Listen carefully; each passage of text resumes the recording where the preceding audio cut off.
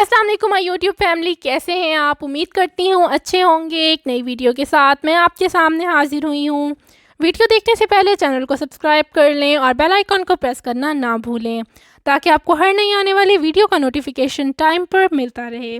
تو چلتے ہیں اپنی ویڈیو کی طرف۔ اماراتی حکام نے مملکت میں مقیم تمام غیر ملکی ویزا ہولڈرز کے لیے اہم اعلان کر دیا ہے، جس میں انہیں خبردار کیا گیا ہے کہ وہ ڈیڈ لائن سے قبل امارات سے واپس چلے جائیں یا اپنے ویزوں کا سٹیٹس تبدیل کروا کے اپنے قیام کو قانونی بنا لیں۔ آئی سی اے کی جانب سے ایکسپائرڈ ویزا ہولڈرز کو دی گئی رعایتی مدت کے حوالے سے اہم وضاحت کی گئی ہے۔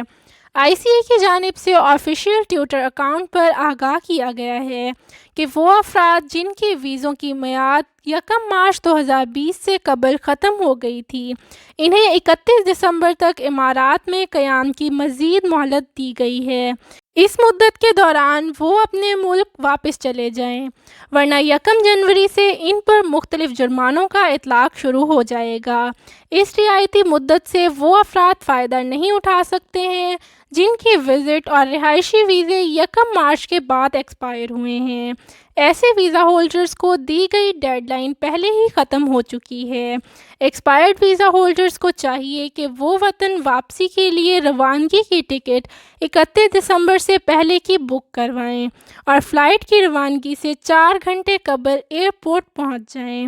حکام نے آگاہ کیا ہے کہ ابوظہبی، شارجہ اور راس الخیمہ کے ایئرپورٹ سے وطن واپس جانے والوں کو روانگی سے کم از کم 6 گھنٹے پہلے ایئرپورٹ پہنچنا ہوگا تاکہ وہ ایمنیسٹی پروگرام میں اپنی رجسٹریشن کروا کر جرمانوں کی معافی کروا سکیں، جبکہ دبئی اور المکتوم ایئرپورٹ سے وطن واپس جانے والوں کو فلائٹ کے وقت سے 48 گھنٹے پہلے Dubai civil aviation security centre پہنچ کر رپورٹ کرنا ہوگی، جبکہ جن افراد نے اپنے اہل خانہ یا دیگر افراد کو اسپانسر کر رکھا ہے، ان تمام کو ایک ہی وقت میں امارات سے واپس جانا ہوگا۔